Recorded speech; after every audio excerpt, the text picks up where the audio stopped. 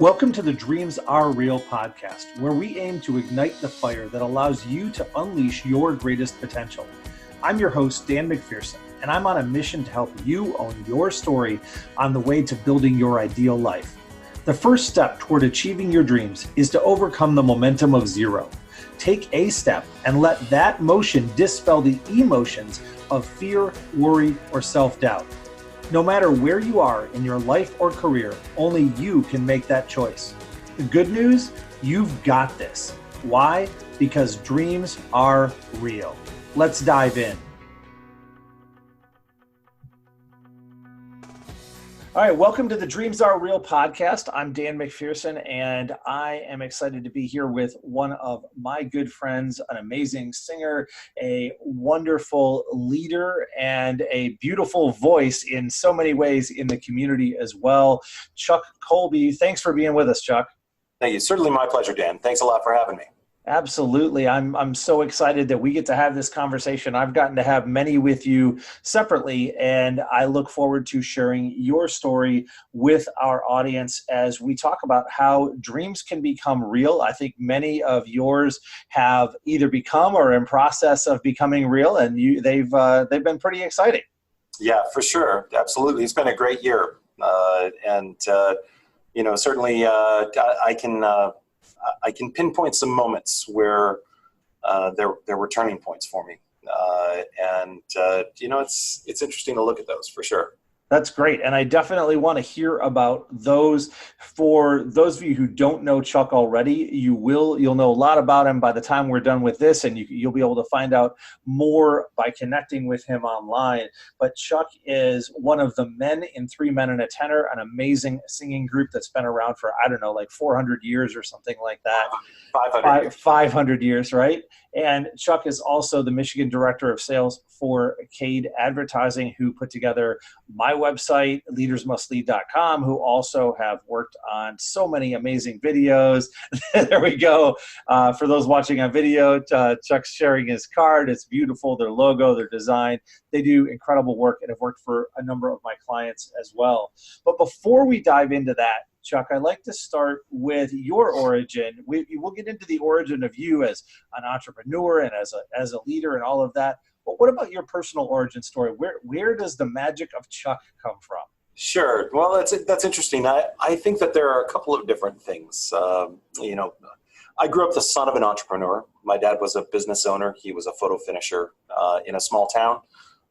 And so I grew up with a work ethic. If he had to go to work and fix a machine, he'd say, "Chuck, you want to come with me?" And I'd hop in the car and we'd go fix his, photo processor and be there until 10 o'clock or 11 o'clock at night. And I grew up knowing what tools were. And I grew up knowing how to open up the Coke machine with a special knob that most people in the store didn't know about, but I could go up and he'd be like, "You want a Coke?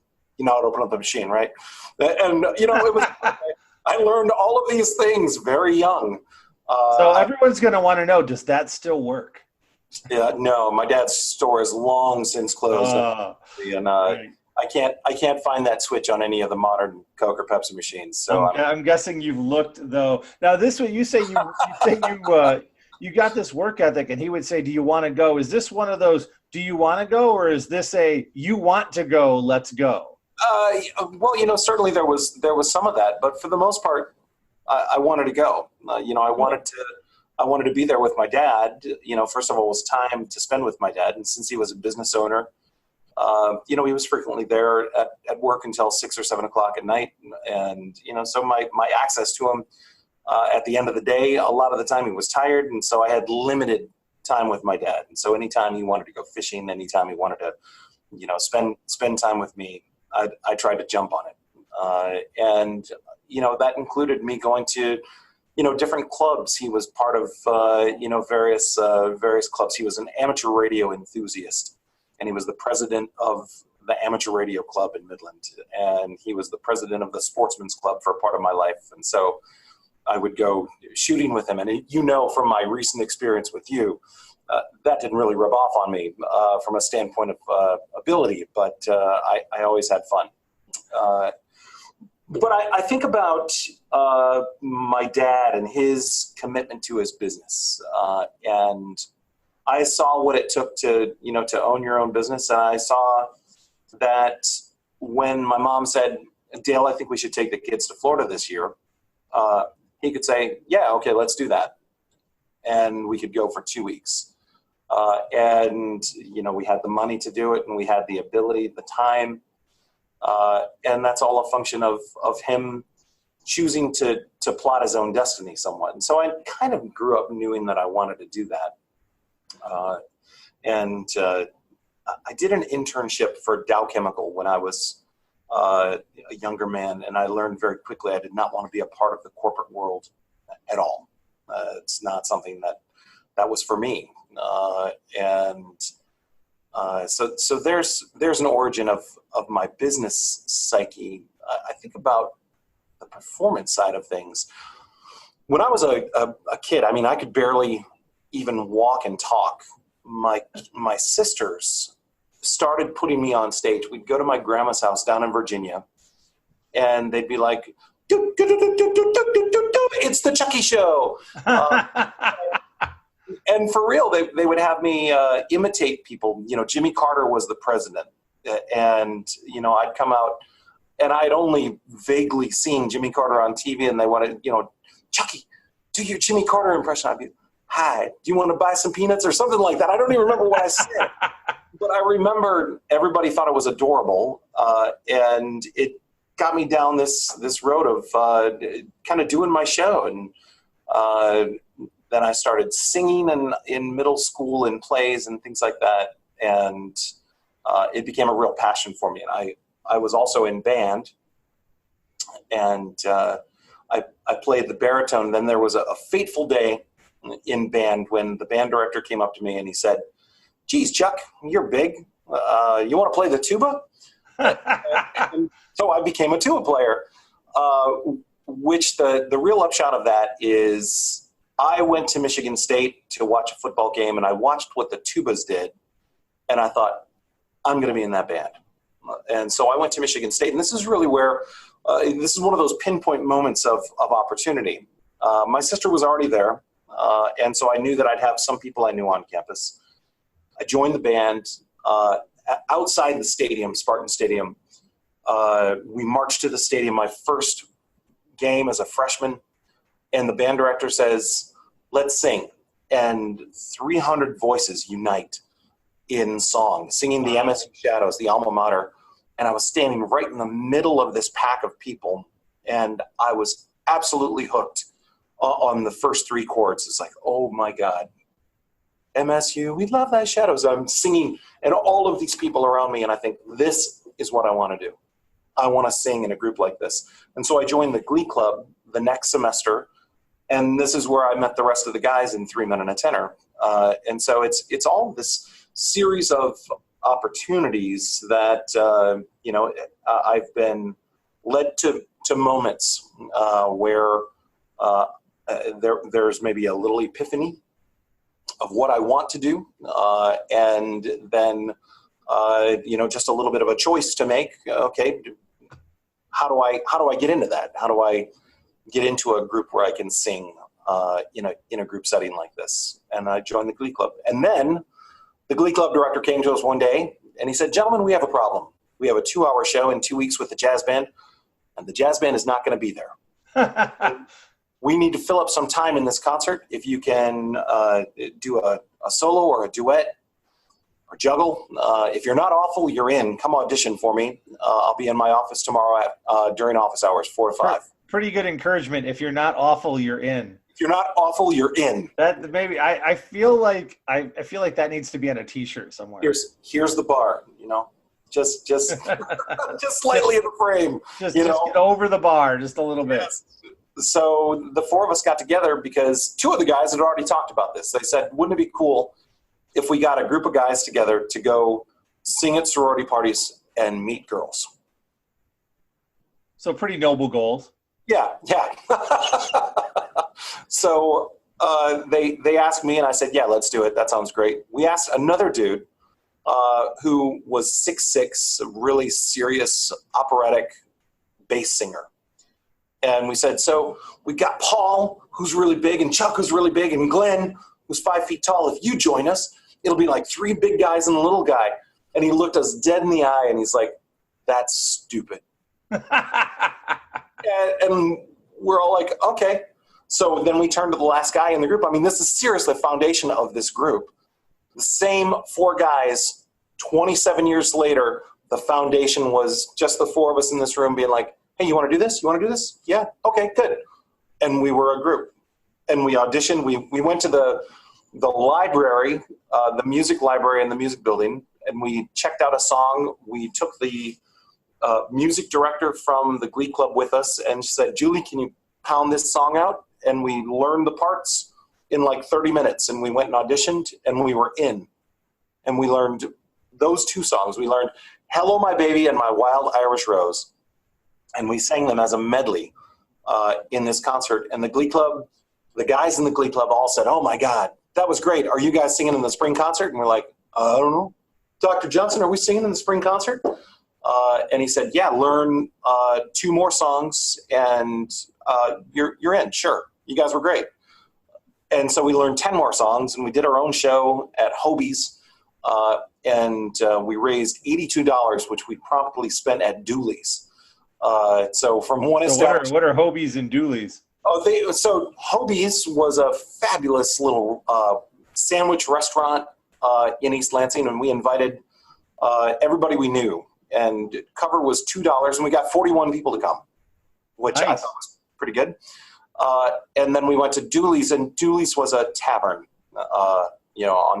just off campus at Michigan State. Okay, that's pretty auspicious beginnings for sure. Yes, indeed. And then things, really started to kind of snowball for us. We sang here and there. We got an ice cream social. We sang at the East Lansing Art Fair. Then we sang at the Ann Arbor Art Fair. And it was kind of like a sneak attack. We weren't official. We just showed up and we sang. And we threw down a hat for tips. And I remember the day that we, collected the money at the Ann Arbor Art Fair. And it was like $120 or something like that. And I remember counting the tips. It's like, that's $27. That's $28 right there. And everybody's so excited. It's like, hey, man, we just made some money singing. And about 6 months into it, we thought, we could almost make a living doing this. And so another 6 months later, we started almost making a living doing it. And then about a year later, things started getting kind of good. We started getting decent corporate dates. Everybody quit their jobs, and so we were able to do school performances, and our momentum really picked up. And we got quite a following in Ann Arbor, quite a following in East Lansing, and we very quickly became a name that was known for being fun and entertaining and pretty decent musically. So it was a great beginning. I loved it. That's a pretty amazing beginning. And for those who are listening who may not recognize those town names or are around the world and may not have any idea where we are, Chuck, you've been in Michigan pretty much all of your life in the United States. Yeah, right? Yeah. I mean, aside from performance opportunities and vacations, I've lived in Michigan my entire life. But we've toured, couple countries, Germany, England, Scotland, and we've played in 38 states as a group. So that's amazing. And I definitely want to come back to that in a few minutes. I think there's a lot to dig into there, and I'm guessing you learned a lot in that process. I wanted to put a pin in a map so everyone could recognize. Also, I currently live in Ann Arbor, Michigan, so I'm a fan of that's where you got part of your start. That's a beautiful. Oh yeah, for sure. Ann Arbor was critical in the foundation of our group. Yes, but not quite as critical as East Lansing, one of the rivals of Ann Arbor, for sure. I'll tell you what's funny. When we got started and I started saying, hey, guys, I've got this opportunity in Ann Arbor, one of the guys was like, I don't know about that. It's a little University of Michigan. And it's Paul, the bass guy. And I was like, dude, their money is green and white too. And he's like, Fair point. When you're starting out and money is green and white wherever you go, you're going to go even to your college rival town, right? You bet. Absolutely. That's good. Did you ever sing the? I have to ask before we move on. Did you ever sing the Michigan fight song? Not as Three Men and a Tenor. I did play the Michigan fight song as a tuba player at both of the Michigan State home games where we played the University of Michigan. Okay. It's a custom to play the opposing team's fight song in the pregame. Got it. To represent them. So I do know it, and it was a great arrangement we had. Fantastic. So I just wondered, I assumed since you didn't look quite as pained that you probably hadn't sang it as a group. No. And I'm pretty ecumenical. I mean, obviously I bleed green and white, but this scar that I have right here under my eye is much less pronounced than it could have been. And this eye that I have that I can see out of is a direct result of a trip that I took to Ann Arbor when I was in 9th grade. I borrowed my sister's 3-speed, and we had just gotten it back from the shop. And the guy at the shop apparently didn't tighten down the front wheel, and I went over the front of the bike and I landed on my face. Wow. And I was a bloody mess, and I was rushed to Ann Arbor to the University of Michigan Hospital, where they saved my eye and kept me from having a much more significant pronounced scar. So I have a great deal of affinity for the university, certainly the hospital. I appreciate that, and certainly it's one of the best health systems in the world, which helps. Thinking of the topic of our discussion, which is dreams, when you were younger, was your dream to sing? You said that kind of came about naturally with your here's the Chucky show. Were you dreaming of that sort of a future, or what were your dreams as a kid? I was. I remember watching the Grammy Awards when Michael Jackson performed and thinking, I want to be on stage like that. That's something I want to do someday. I want to perform like that. I want to be in a band. And so I started looking at guitars. I started going to music stores with my friends. And I think I was in 6th grade or 7th grade or 8th grade maybe when that was happening. And then I started getting involved in theater, and always in the direction of a life of performing in some way. And I went to Michigan State, not exactly sure what I was going to do, but my goal was to be involved in music and theater, and my thought was that I would end up with a teaching degree, and that I would become a teacher, because I certainly respected my high school drama teacher. That's what I really thought I wanted to do, and I never did. I never got the teaching certificate. That said, I did have an incredible opportunity to perform for thousands of kids in these school assemblies. And I had the opportunity to do these workshops with kids where we got to talk about the fact that we sing for a living and we have a great time doing it. And if you want to be a performer, if you want to be involved in music, if that's your dream, you can do it. You can find a way to do it. So, all of my career with Three Men and a Tenor, this has been a shared concept. This has been something that we have introduced to kids, saying, hey, follow your dreams. You can do this. If you want to be a musician, you can. I love it. That's a lot of the foundation of Leaders Must Lead. And I work with quite a few musicians, helping them to connect this idea that their dreams can be real, that they have the opportunity to work within their passion. They have to, like you said earlier, with the work ethic, they have to actually do the work, but that if they're willing to, they can find the path to success in some pretty incredible ways. And you're really living proof of that. Absolutely. I agree with that totally. And, it's not without sacrifice. I mean, there were some things that could have been better along the way. But there are also smart things that you can do to make it better without having to make such sacrifices. And I guess that's the school of hard knocks, right? Yeah, absolutely. And one of the things we talk is that I talk about is that anything that we do has a trade-off, right? Anything we do has an opportunity cost. So Yes. it's about choosing the opportunity that makes the most sense and provides the biggest value and impact for you. And in Chuck, in your case, it seems like that impact was, how can I be a performer but impact the lives, particularly of students and others Yeah. in a powerful way? Yeah, I agree with that. I think that, one of the things that has kept our group together for the 27 years is that it was not uh, an ego-based performance. I mean, we're not a group because everybody's like, I need to have my ego stroked and I'm going to go to some shows and get my ego fill up for the week. It feels good when we perform and there's an audience that's appreciative, and I see somebody after the show who comes up and says, I brought my mom tonight and my dad passed away a year ago and mom hasn't smiled since then.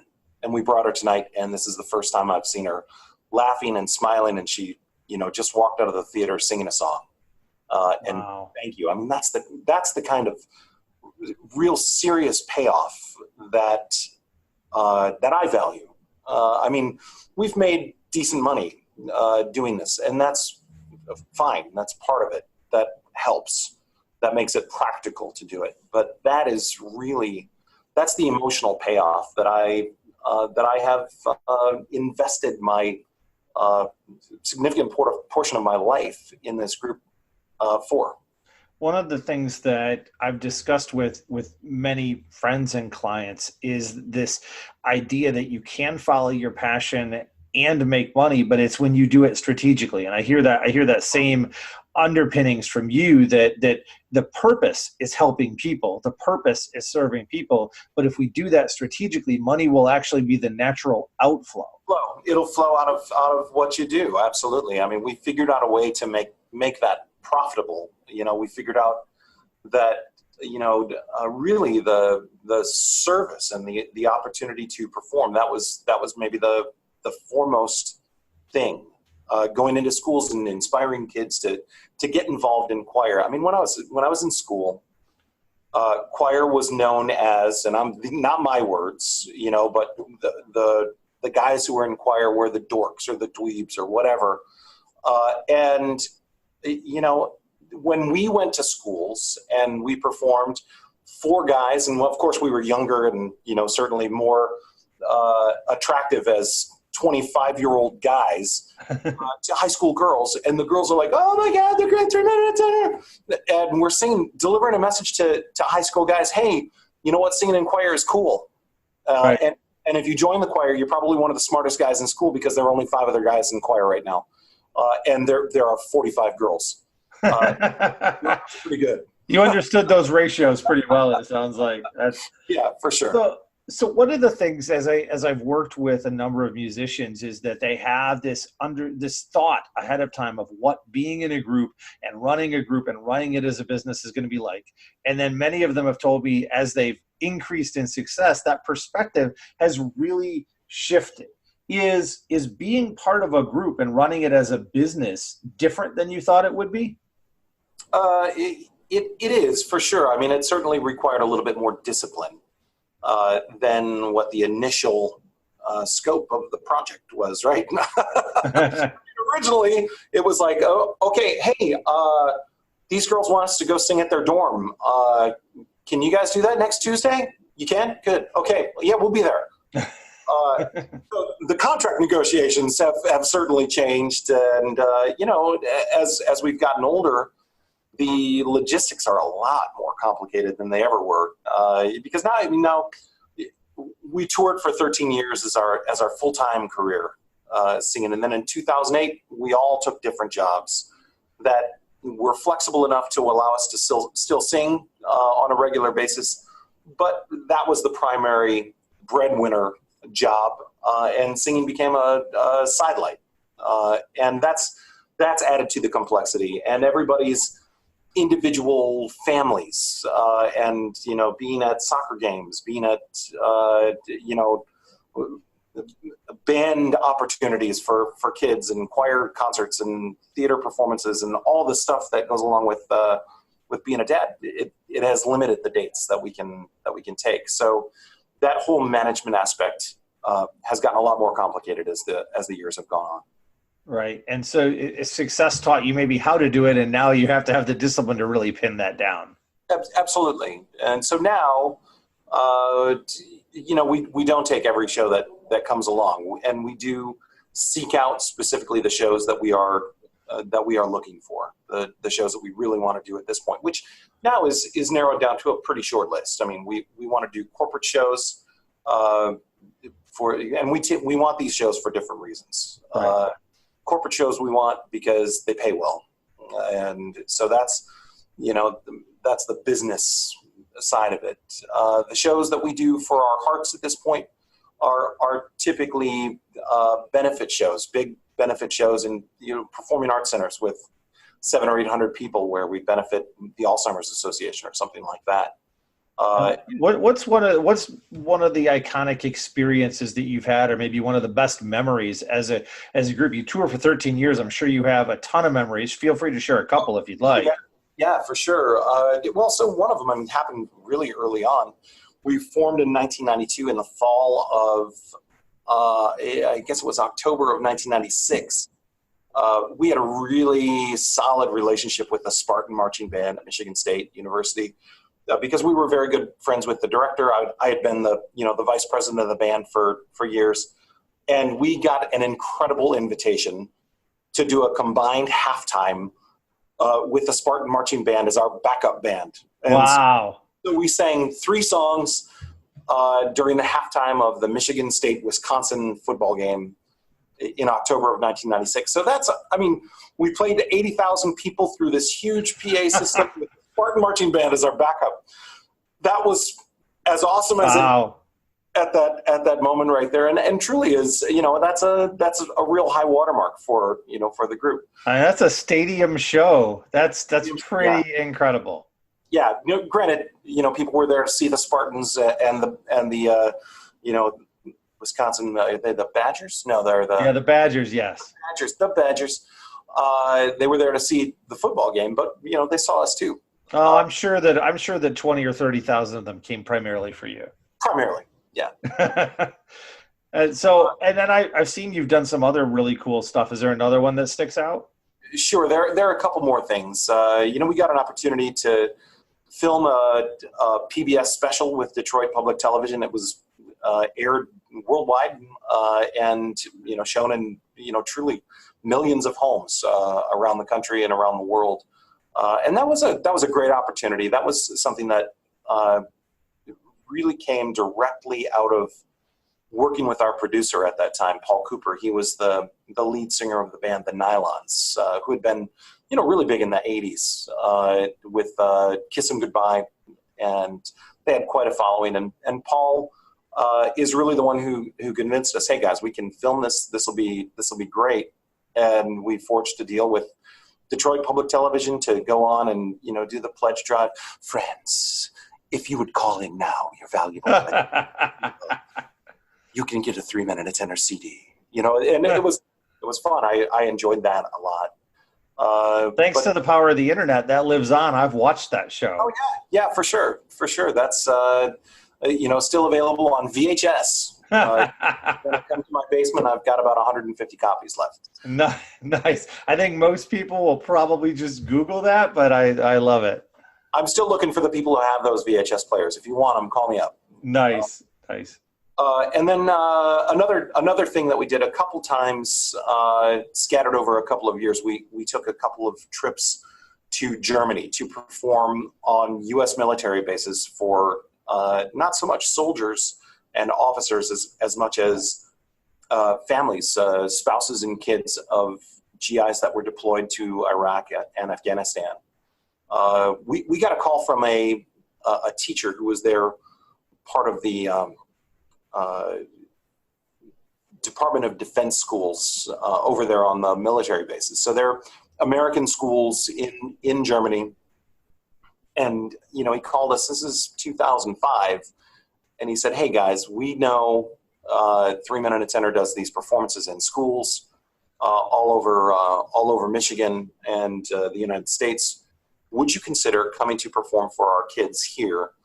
They really need something. We've got 75 to 95% deployment on almost all of the bases here. And so what we've got is single parent families, living here, where dad is or mom is deployed in Iraq, and every day we get notices back about people who have been injured or right. worse. And our kids really need something. Can you guys come and do a tour? So we talked about it and we agreed, and we sent back an email that said, hey, we would love to do this. And the guy wrote back, great. Can you pay your own way? and so that changed the question quite a bit. It did, man. But you know what? I think it really speaks to the quality of the guys that I perform with in this group, that everybody said, yeah, let's do it. Let's figure out how to do it. That was you stopping and saying, what's really important to us? Right? Really Why are we really doing this? Yeah, absolutely. So, we got help on both tours. And the first tour that we took, General Motors gave us a generous grant to pay for our transportation and cover all of our production costs while we were there. And then the next tour, Daimler Chrysler paid for us to go back. That's amazing. So you agreed to do it without knowing necessarily that they were going to do that. I mean, as far as we knew, we were going to front the cost of this. We were gonna pay for this. And because you trusted the reason that you do it, you trusted your purpose, you did what was right. And if you do the right thing the right way all the time, the right things will happen. And that's incredible. I agree with that totally. That is incredible. So thinking of this amazing journey you've had with Three Men and a Tenor, is jumping into that group the biggest risk that you've ever taken? Or is there something else that you would say, I've taken a bigger risk? I think not jumping into the group, but the day that I left my job. Right. Because I was, I can tell you the timeline on this. So I graduated in May of 1993. In May of 1995, I was finishing up my second school year. I was working for the school division of Reader's Digest. I was offered an advanced position, and I talked to the guy who had given me the job, and I said, John, I've got an opportunity here. We're talking about going full-time as a group. I sacrificed my benefits. I sacrificed my salary, all of the guarantees in my life. But I think we could make it. I think we could be a full-time working band, and it's what I want.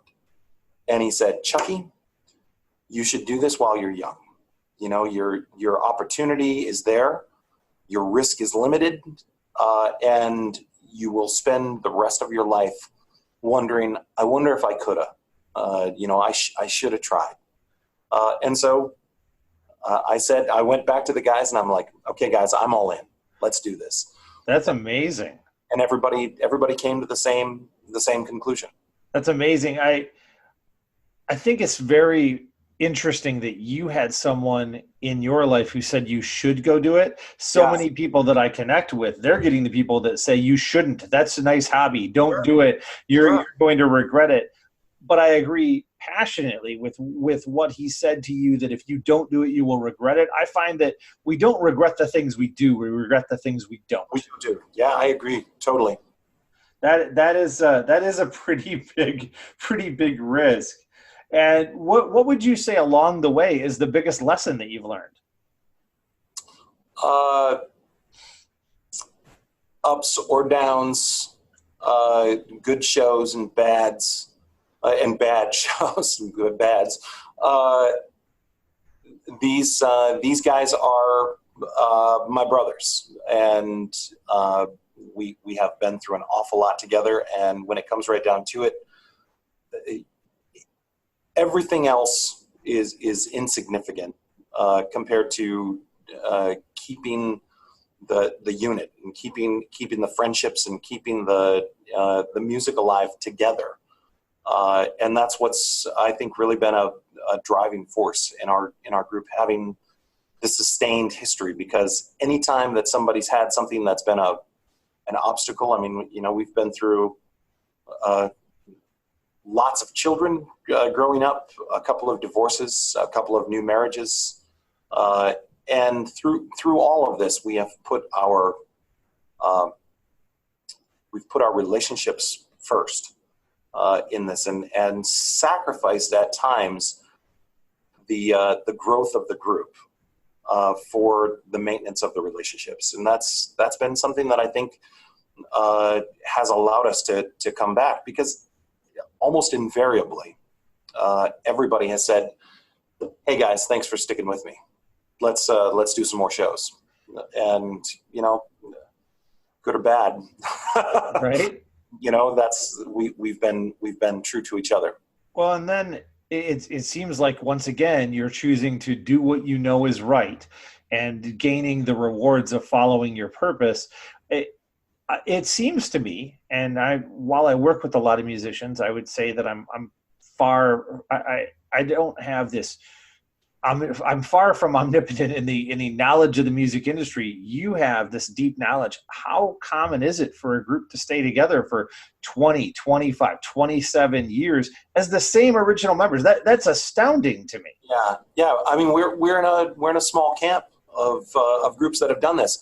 You compare it to the Beatles, we've outlasted them almost threefold at this point, which is interesting. Certainly, we haven't had the same success or trials and tribulations. You say you haven't had the same success, but I wonder if that's true. You may not have had the same dollars, but I look at the fulfillment on your face, and having met you, I wonder if you, in your definition of success, have you had the same success? Well, yeah, I think so.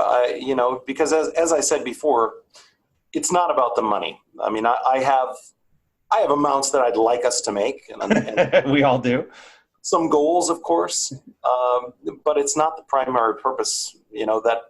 That's been clear from the beginning, that is not the primary purpose. So what is something that you wish you'd known when you started?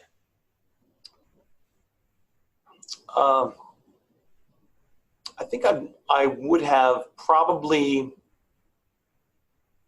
worked with a musical director much earlier on, because we've experienced some incredible growth with some of the folks that we've worked with. So, I mentioned Paul Cooper of the Nylons that we worked with for quite some time, and he contributed a great deal to us, starting in about 1996. So we had these 4 years of formation, and of course we became our own group. We developed our own sound, but I think we could have grown faster if we had hired some professionals early on. We learned music so slowly. Right. We could have had a musical director that could have probably helped us move things forward a lot faster. The past several years we've worked with Donnie Brown, who was the original drummer of the Verve Pipe, and really a dynamite musician. And he's helped us not only to tweak old arrangements, but has brought new music to the group that I think musically, some of the things we're doing with Donnie are the best musical things we've ever done as a group. That's pretty incredible. The lesson on a broader basis maybe could be taken to any level of entrepreneur as reach out for help. And the point of help is that help will speed you up. It's not that you'll learn something you wouldn't learn. It's that you'll learn it faster and you'll shorten the curve. So you'll save years, months or years. Is that true? I think that's absolutely right. That's absolutely right. And I think about that with what I'm doing with CADE. I work with people who, I can look at my own experience in my last job, where I had what I thought was a limited budget at the Encore Theater as the marketing director. And I think about this day that I made this poster, and I spent the entire day working in Pages on my Mac, and moving things around and nudging and trying to color correct. And at the end of the day, I look at the poster, I'm like, yeah, that's okay. That's all right. And I went to the executive director of the theater and I said, hey, I'm not happy with this poster. And I spent most of the day yesterday doing it. We've got this kid who came in and he's a young graphic artist. He's saying he'd like to take a stab at it. He said he wants $200 to do it. What do you think? And she said, okay, well, let's try him out. And so I sent it to him. I sent him my poster and I sent him all of the elements that I'd collected. And an hour later, he sent back a poster that was 10 times better than I spent my day doing.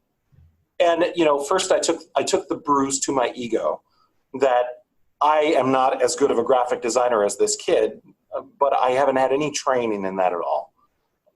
But more importantly, this kid is passionate about that and wants the opportunity to do that. I was fulfilling the thing because it was on my list. And, what I said to Anne going forward, I said, we need to have people who do this really, really well, because at the echelon that we are achieving right now with the shows, our marketing needs to match. And so it shouldn't be me in my rinky-dink little way of putting stuff together. Let's get some professional help to do this. And all of a sudden, everything is escalated.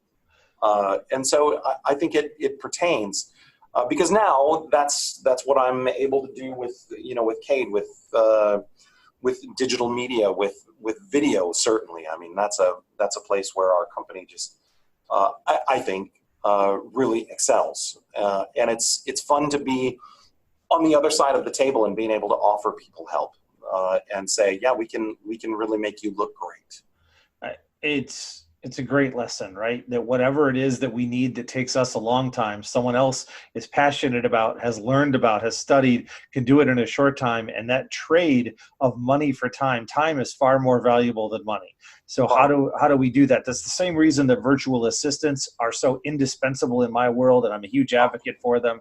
The same reason that I encourage people to find a coach and a mentor, because it'll help them along, or a music director, whoever it may be, that will allow you to save significant amounts of time and do things that you're not as good at but faster, is a great trade. I agree with that. Yeah. You mentioned CADE. Tell us about CADE. Tell us about how did you come to this, and what do you do with CADE? Okay, well, a couple of years ago, back at the Encore, the Encore Musical Theater in Dexter is a place that I'm very passionate about. It was formed in 2008 as a small project to bring Broadway shows to Michigan, to Dexter, and I became a board member first, and then we did a search for the marketing director, and we didn't like any of the candidates completely. And I was in a job that I couldn't stand anymore, and I took the job and I became the marketing director there. Fast forward about 3 years, and as marketing director, I met Rob Marschke, who is now the owner of CADE, but then was helping his wife. He was the marketing director for his wife's orthodontist office. He happened to have all of this video experience in pro sports that was just, intense at a super high level, world-class video. And he and I struck with this conversation, and he said, I'm thinking about getting back into video. Would you want to partner with me? And, I don't really want to do the selling. I just want to shoot and edit and take on some projects. And I think we could get into the world of commercials. And if you're interested in that, I think you'd be really good at it.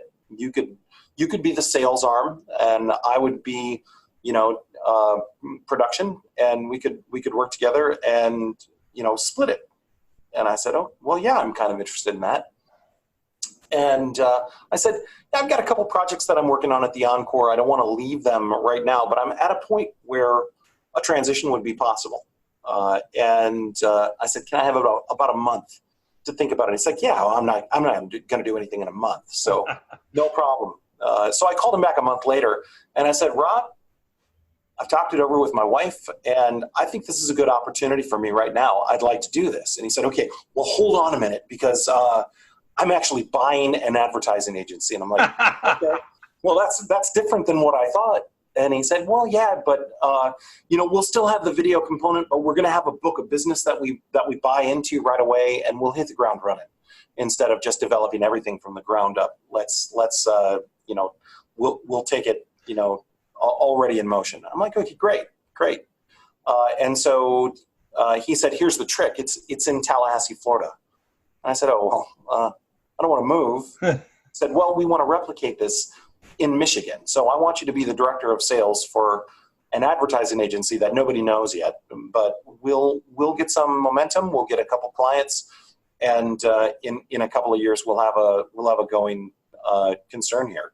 And so here we are, almost 2 years into it, and we've been filming commercials, and we've developed fantastic websites for people, and I couldn't be happier with my choice to make this change. And in fact, we're starting to do some stuff with the Encore, which is great. So now it comes kind of full circle, and I'm able to help out at a higher level than I was able to when I was even there working as a full-time person. So I think that's a pretty amazing transition. That's amazing. And I certainly have personal experience with the work that CADE has done. Anybody that wants to know more can simply go look at my website. I'm super happy with what you guys have created, and the upgrade there, even more so the videos that you've done for clients of mine like Memory Lane and others that is just amazing, super high quality work. How, in your mind, does that sort of tickle that same entertainment bone or that creative bone, or does this meet a different need for you? No, I think it's all kind of together, because I feel like I am what I've developed into over the course of my careers is a businessman creative. We had to figure out the business component in 3 Men and a Tenor to be able to do it, right? I mean, nobody was just like passing out cash in large stacks. I've been looking for that guy, but I haven't. If you find him, let me know. Yeah. So, again, this is something where I wear a business hat for CADE, but I do definitely wear a creative hat there as well. And that, again, kind of feeds my soul, because I get this opportunity to operate on several different levels, and creatively, I think, which, if I'm not doing that, I think I probably am not going to be happy. And it seems to me, in what I've observed in the work that you've done, that you're also bringing joy to people. You're solving a problem that they have. You're helping people who help people. You're meeting that same central purpose again. Well, I'm thrilled to hear you say that, Dan. I agree with you, and I look at some of the projects that we've done, and especially when you talk about Memory Lane, that video, it's very special. And the next video that we're doing for Joanna is going to be even more special, because it's going to be more specialized and going to be a little bit longer, and we can tell a story. That's the real genius that Rob has and possesses, is this genius of storytelling, and it's the marriage of the right music and the right camera angles, and asking the right questions at the right moment to bring out an answer that really matters and tells a story. It also seems to me that you guys are very careful so much like I try to be in the coaching world, that you're very careful of selecting your clients, that maybe you have to meet 100 requirements for them, but they have to meet some and have the right mission for you. And for those who aren't familiar with Memory Lane, you can look up Memory Lane, Michigan. Joanna and her team are incredible. They run elderly care homes focusing on dementia patients, and do it differently and in such a powerful way than anyone that I've seen. And they just care for the people who need it most in some ways in our society, and do something very special. And you're able to tell those stories of the people who are helping others. So you're helping them help others. And it seems very empowering. Yeah, I think so. So taking a thought about your overall career, you have 3 Men and a Tenor, you have the Encore, you come into Michigan as a new market for CADE. all of these, even the ones that aren't directly entrepreneur moments of you running your own company, all of them feel very entrepreneurial. Would you agree with that? Every one of them. In every situation, I have been involved in a creative aspect of something, and I've been involved in asking people for help. Whether it's financial, whether it's getting people to to help build something. And I've asked for people's business, and all the way along, I think it's definitely been something that has been a very entrepreneurial journey, and it's been very fun. I have a great deal of satisfaction from the jobs that I have done. I look at the things that I have helped to build, and I feel really good about it. And you should. I think all of them have purpose. You should, and it seems to me that your life's purpose keeps coming back to that central theme, which is phenomenal. What do you think is the most important characteristic maybe for an entrepreneur? You've been one in a lot of different ways and for a long time, but we have a lot of aspiring entrepreneurs or people who are getting ready to take that jump. What characteristic is maybe the most important for them? I think probably tenacity and the ability to stick with it when it sucks, because there are times, and I think there are times in any job. I think there are times when employees don't like their employer very much, or don't like what they're doing at work. The difference is when you're an entrepreneur, you can make definite changes and not have to be bound by the rules. Right. You don't make the rules, change the rules. It's your company. So you have a little more, maybe a lot more risk, but you also have a lot more freedom. I believe that resiliency or tenacity is the most common answer that I hear to that question, because of course when everyone starts, they're excited, and it's exciting and new and wonderful. But you get a few months in and reality smacks you in the face. Do you have that resiliency to get through it? That's a great answer. I agree completely. Talk to me at mile 14. Exactly. Yeah, exactly. So also you mentioned different ways that you've reached out for help, and people, are there also useful resources that have maybe made it easier for you to chase your dreams that you would recommend to someone else as they're going down the entrepreneurial journey? Well, yeah, I think so. First of all, I think one of the things that I've always found helpful is having some sort of lush contact management system. That's a tool. And so, whatever it is that works for you, I think that's really important to have something. And I'm frankly always willing to look at something better than what I've got. But that was something that you love. I use Close right now, and it has some elements that I think are quite nice. My favorite, just isn't supported the way that it used to be. I used to have a program called ACT that I really liked. It worked for me. How do we spell that? ACT.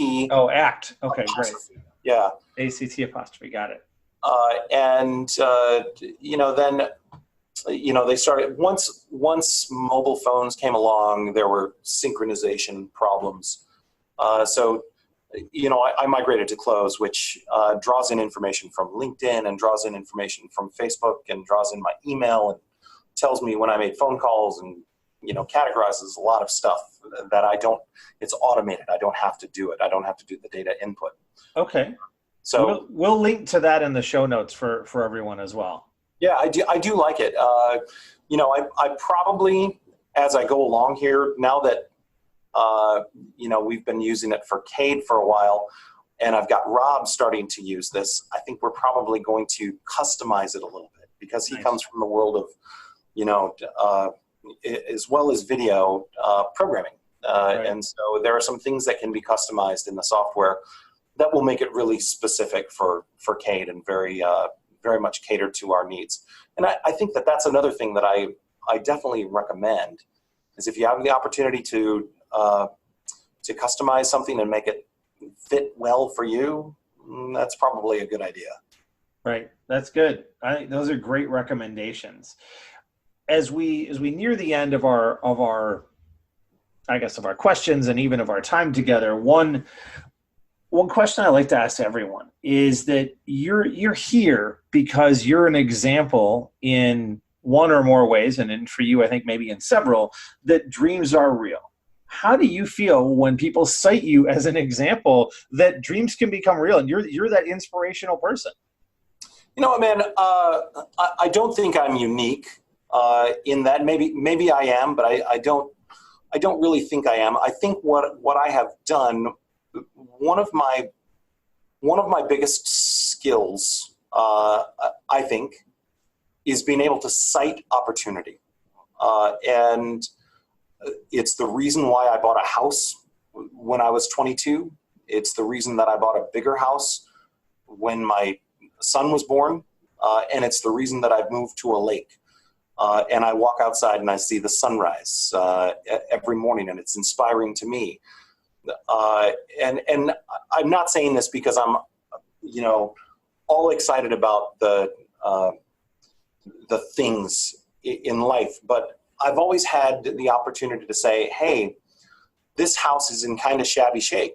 I can probably get that for a lower price, put some work into it, make it mine, and reap some rewards there. And so I feel like that's been the reason why my dreams have become real, because I've seen the opportunities and I've gone for it. And when I've needed to, I've asked people for help to get there. If I needed a loan, if I needed a co-signer, if I needed a personal loan, I went and I got it, because it mattered enough to me to pursue that dream and say, hey, this is what I'm really going for here. And I can see that I can afford it, but it's going to take some doing. Can you help me get to where I want to be? And then in the end, it's like, oh, look at this. I'm living on a lake. This is one of the greatest dreams that I have realized in my entire life, that I've always wanted to live on the lake. And so now I do. And I think, how fortunate am I that I had the opportunity, I saw it, I convinced the people around me in my life, this is worth going for, and let's do this. So here you are, right? That you did the right things and the right things happened. As you've grown, we talked about what your dreams were when you were younger. What do your dreams look like now? Well, now it's interesting. The next step in my life is kind of diving into this whole energy thing. I'm becoming very passionate about solar power, and a friend of mine spoke at an event a couple of months ago that I attended, and when I heard him speak, something just really clicked with me. He said, the way I've got my life set up, I don't need DTE. I don't need consumer's energy. I have the sun. I have battery backup. I charge my cars with my solar panels. We light our house. We heat our house.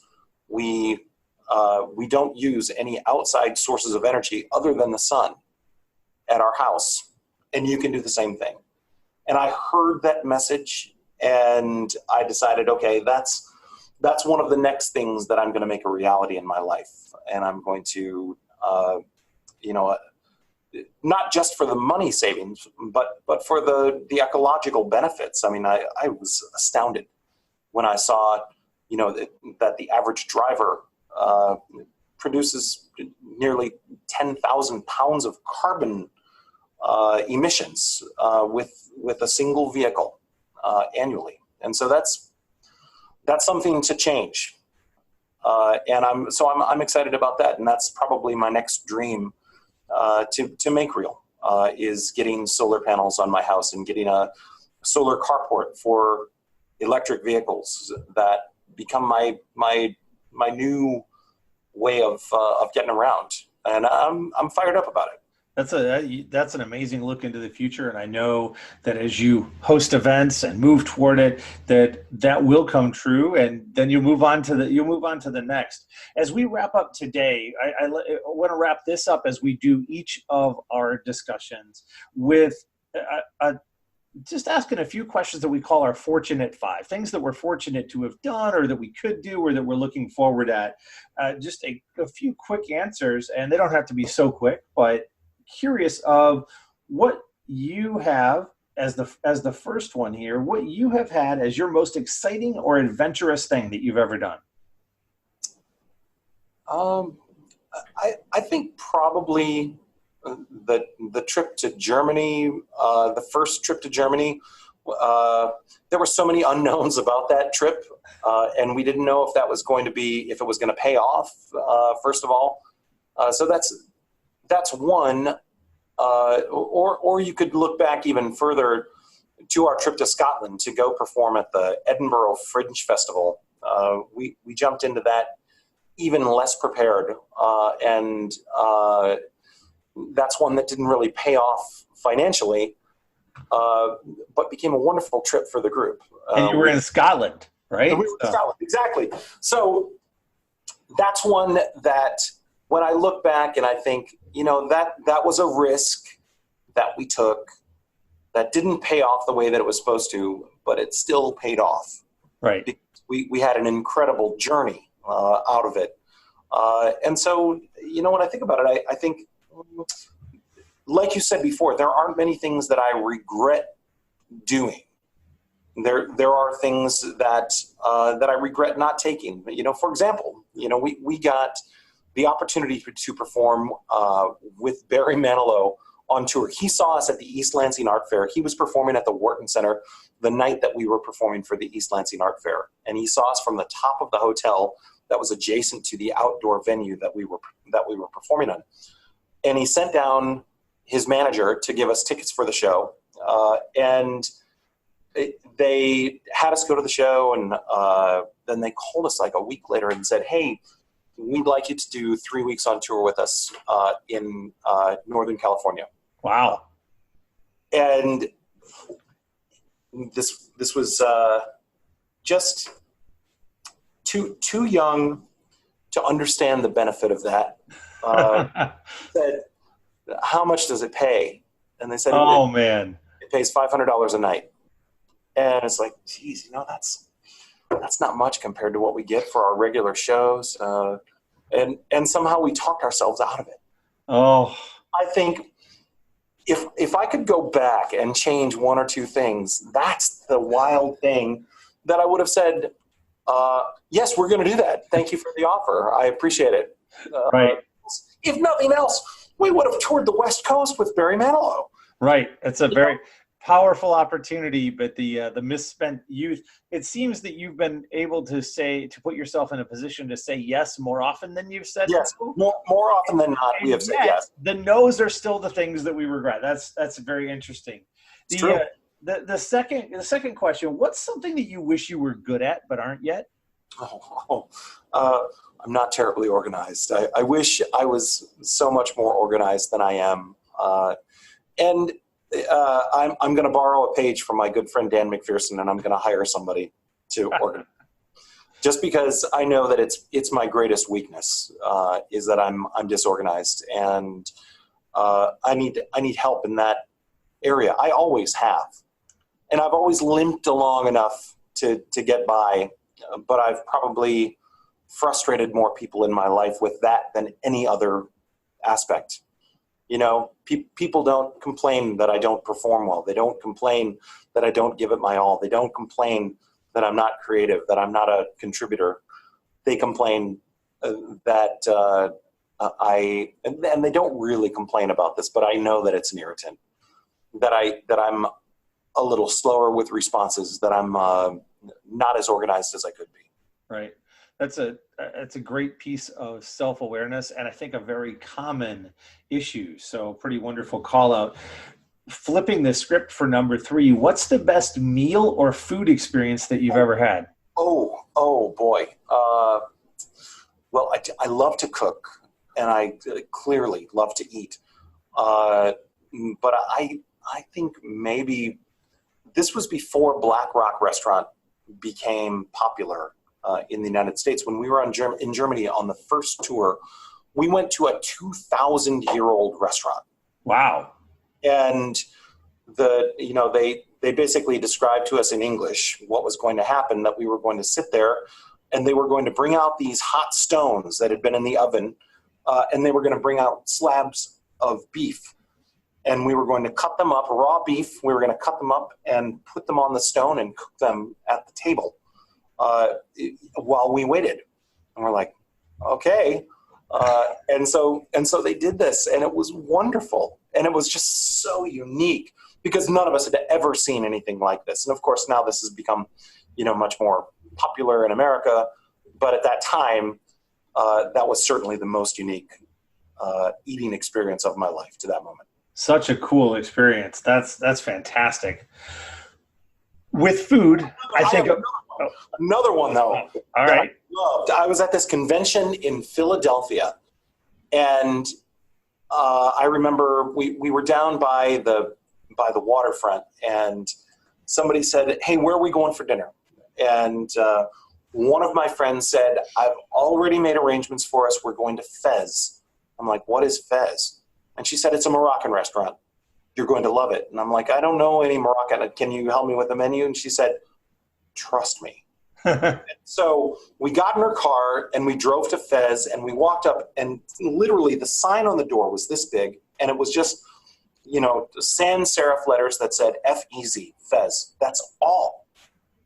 And it was like a glass door with like reflective material on one side and the word Fez. And I'm like, I don't know what we're doing here. And we walked in, and we walked into this tent in Morocco. Like the whole room was this tent, and there was, Middle Eastern music playing. And I kind of almost remember that there was like a live camel in there. I don't think there was, but I feel like there was. But there were two belly dancers dancing, and people were just sitting on these little cushions all around the room. And she motioned to the server, and he came and he took us to our table without any talk at all. And food just started coming. We sat down, and food just started coming, and glasses of wine just started coming. Nobody ordered anything, and the food just started coming. And she said, "There's no ordering. We're going to eat the food that they have tonight." And wow. It was marvelous. And it was, per person, I think it was like $24 inclusive. That's incredible. It was wonderful. Just a wonderful experience. Tremendous experiences. I love it. And I love how excited you get about food, because anyone who knows me knows I share that excitement. Yeah. Related to food is often travel. Where is the dream travel destination that you haven't been yet? Oh, yeah. For sure. Well, there are a couple, definitely on my list of required 3 Men and a Tenor shows before we hang it up. Shows in Alaska, shows in Hawaii, without question. I mean, and I want to flesh out the other, handful of states that we haven't been to in the continental. I would like to collect them all. That's interesting. That's cool. To me. But I think on a worldwide scale, places that I want to go, I really want to go to Greece. I really want to go to India. These are, and it's almost as much food oriented as it is something cultural that I want to see. I'm a fan of traveling for food. I'm with you. Yeah, that's really great. And in fact, earlier this year when I was traveling in Asia, food was certainly, the people were amazing, and food was a highlight as well. Yeah. So this last question in the Fortunate Five, I think, is right up your alley. What do you hope or believe will be the most exciting invention of the next 30 years? The most exciting invention. I'm afraid of it, but I'm also excited about it. I think as long as it's not abused, the most exciting invention will be extensions of ourselves into the world of AI and singularity. I think I think it's very exciting. I think about the possibilities of people who have brain damage being able to convey thoughts through computers, and being able to, possibly, who knows, maybe even repair their brain with some help that we can't offer yet. So I think there are medical things that'll come out of technology that will be incredible. I think also, we're going to be living in a self-sustaining world. I really do believe that. I think there's no option. First of all, because we're slowly killing ourselves, and so there will be a moment when big oil and big auto have to let go of the stronghold, and we transition into a more ecological society. I think we just have to. Right. And I think with that, localized production of food, localized energy sources, certainly using more solar, using more wind. God, I sounded like a utopian dreamer. But, I do get excited about that stuff. That's great. It's stuff that will be realized in our lifetimes. And as you say, it needs to be. So that's pretty fascinating, man. I'm so appreciative of you having been here and just of this great conversation. I love chatting with you always. I'm glad to be able to share it with the world and share your story with the world. Is there a certain thought or a message that you'd like to leave with our audience, leave on that finishing note that just sticks in their head and resonates with them, or that we haven't covered that you want to talk about? Yeah, well, not particularly. I think, basically to summarize, how I view what I'm doing in my life. I think I find the things that are important to me, and I figure out a way to go after them and make those things happen. I think what I want to strive to do always in my life is help other people with their dreams as well. Because I know that mine have not come true alone. And so my payback for that is helping other people realize their dreams. And, certainly I always strive to help make other people's lives better. And if you can make a difference, you should. Very powerful. How can people and our audience find you on the internet or otherwise? Sure. You can visit CADE1.com if you would like to be dazzled by that's CADE and the number one, right? CADE number one. Yep. CADE one. We'll put that in the show notes as well. And then 3 Men and a Tenor is everything spelled out THREEMENANDATENOR.com. 3menandatenor.com. And certainly would love to hear from anybody. If you want to connect with me on LinkedIn or Facebook, would love to hear from you. Beautiful. We'll include those in the show notes. Thank you so much for being here, Chuck. I greatly appreciate it, man. Thank you, Dan. My pleasure. Thank you for joining us on the Dreams Are Real podcast. If anything we've said has inspired you to dream bigger, live more boldly, or move closer to your ideal life, please reach out and let us know. And also be sure to share this episode with a friend. We would be honored if you would like, subscribe, or leave a review for our show on your favorite podcasting platform. And for more discussion of this episode and all things related to the Dreams Are Real podcast, and to receive your free download of Dan's Defining Your North Star training, please join our Dreams Are Real community on Facebook. Until next time, be amazing and keep crushing it.